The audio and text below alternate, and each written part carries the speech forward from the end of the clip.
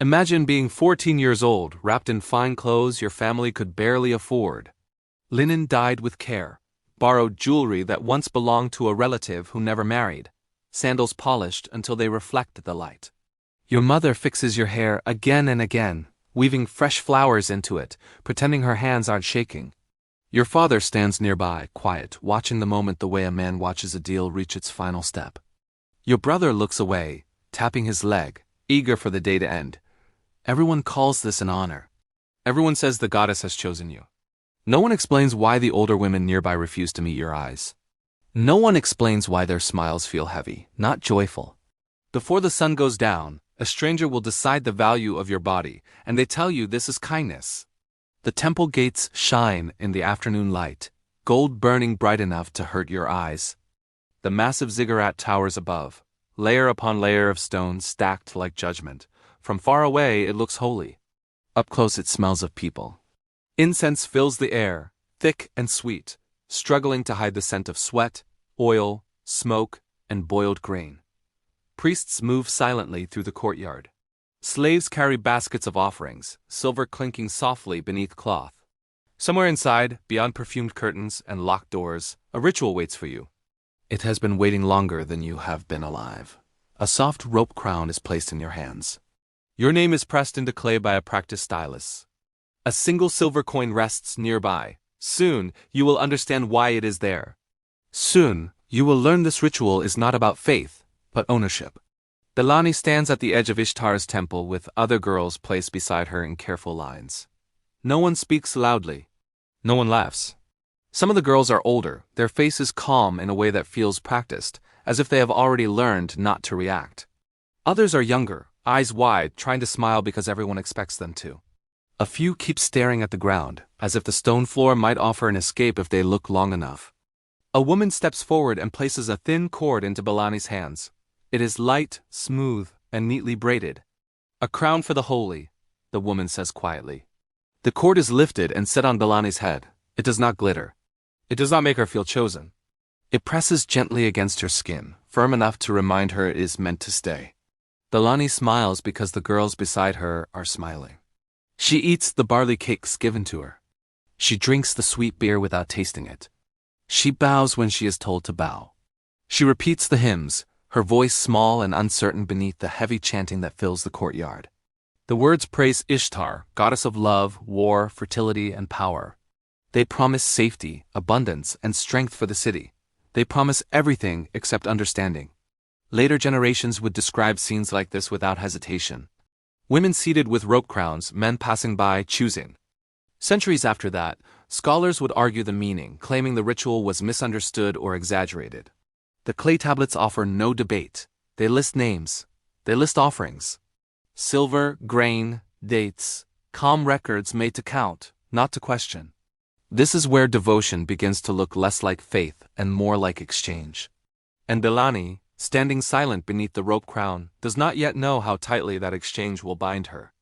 Training begins without announcement. There is no ceremony, no clear moment that marks the change. One day Belani is simply a girl who has been brought into the temple. The next day, she is expected to know how to exist inside it.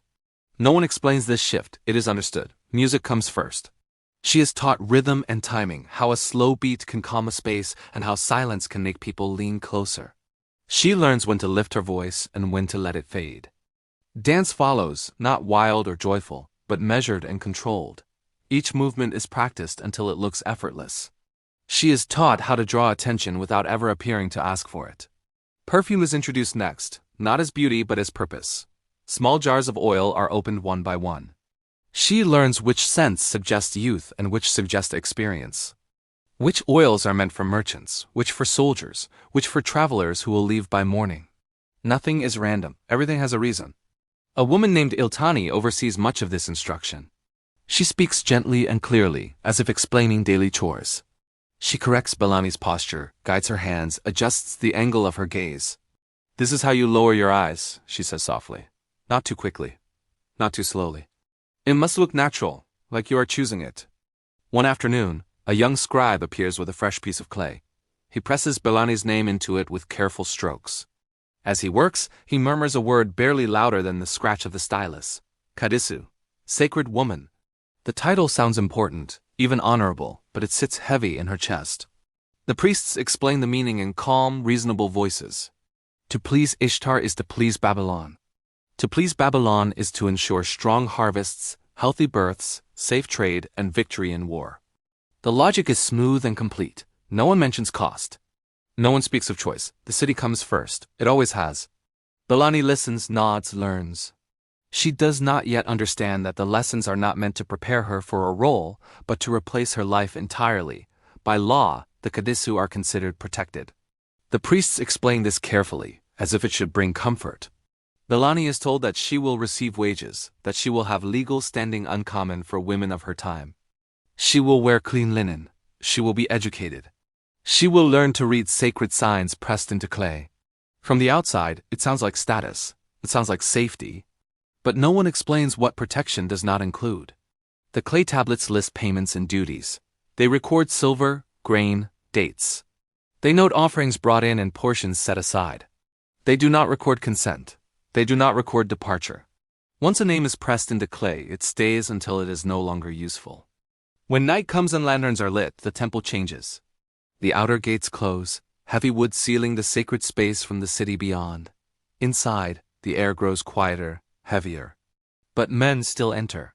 Merchants with their faces partially covered, soldiers returning from duty carrying impatience and coin. Travelers from distant cities, their accents thick and unfamiliar. They do not linger. They bring offerings. They are guided by priests behind low curtains where the Kadisu wait.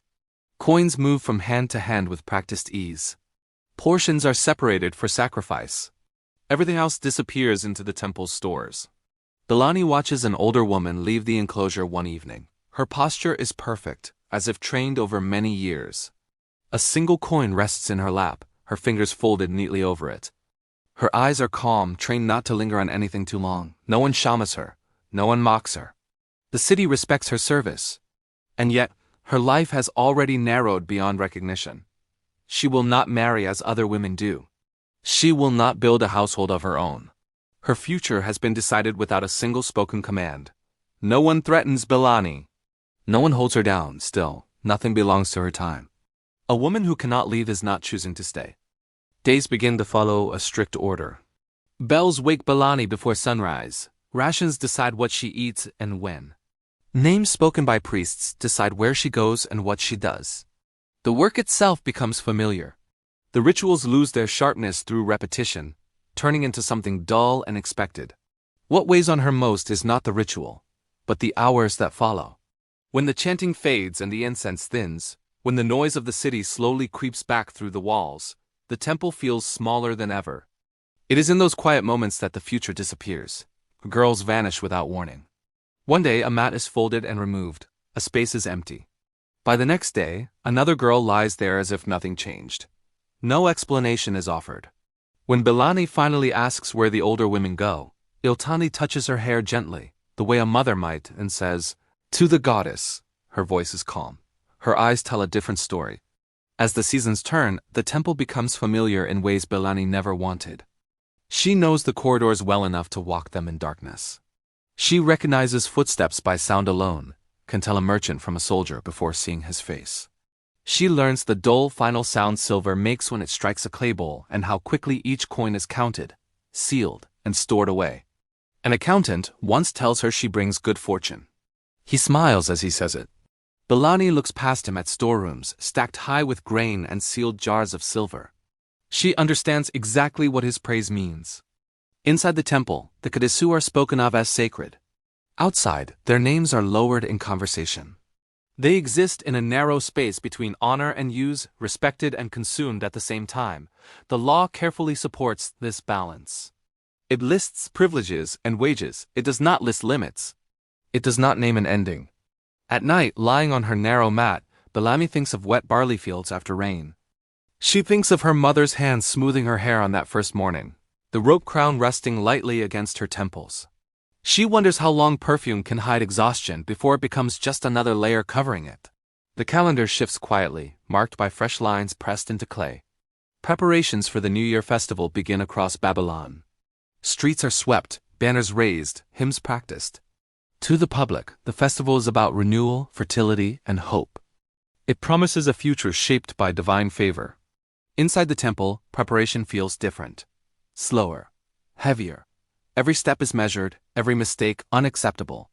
This is the sacred marriage, the ritual meant to bind the goddess's favor to the city itself. Belani believes she will only help prepare it. She has prepared many things before: oils, lamps, offerings, rooms meant for others. Then her name is spoken. A bowl of scented oil is placed into her hands. Her hair is arranged carefully, not as it usually is. The rope crown is adjusted and tightened, pressing more firmly against her head. The air in the room feels thick, difficult to breathe. Even Iltani, who has guided her through everything else, watches in silence. Belani asks what she must do. Her voice is steady because she has learned how to make it so. The priest answers calmly, without threat or urgency. Only what the goddess requires. The inner chamber is dim, lit by a few low lamps. Stone lions carved into the walls stare with open mouths, frozen in endless watch. At the center stands a raised platform draped in cloth, reserved for the highest acts of faith and power. Belani's breath tightens. She has learned enough to recognize danger even when it is wrapped in sacred words. Footsteps echo beyond the doorway. Someone important is approaching. King or noble, it no longer matters. His presence shifts the room before he even enters. In that moment, Belani understands that what is coming will not leave marks on her body, but it will shape the rest of her life. This ritual does not wound. It binds. The chanting begins, low and steady. Lamps burn lower. Shadows stretch along the walls. The curtain stirs. Belani steps forward, knowing that tonight she is not preparing the ritual. She is the ritual. What happens inside the chamber is never written down. The temple does not record moments meant to remain sealed. Only fragments survive, hymns praising union and fertility, soft metaphors of gardens, rain, and growing fields. Words chosen carefully so that nothing concrete is ever said. But everything in Belani's life changes after that night. The next morning, the high priestess embraces her. There is no warmth in the gesture, only approval. Priests nod as Belani passes them in the corridors. A scribe presses an extra mark beside her name on a tablet she is not allowed to read. Even Iltani looks at her differently now, with recognition mixed with sorrow. "You have seen the heart of the temple," Iltani whispers when no one else is near. "And the temple has seen you." No explanation follows. None is needed. Once certain thresholds are crossed, there is no returning to what existed before. From that point on, Belani belongs more fully than she ever has. Her duties expand. She is trusted with preparations others are not allowed to touch. She moves closer to the center of power without ever holding any of it herself. The closer she gets, the clearer the truth becomes.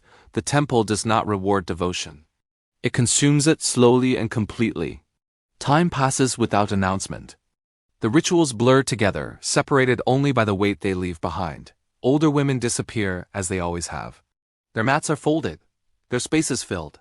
No one speaks their names again. Belani stops asking where they go. She already knows. One day, she notices that her own name is spoken less often. Then not at all. There is no dismissal, no farewell, no final ritual. Her entries on the tablets grow fewer, then stop entirely. This is how Kadisu disappear. Not through violence. Not through scandal. Through erasure.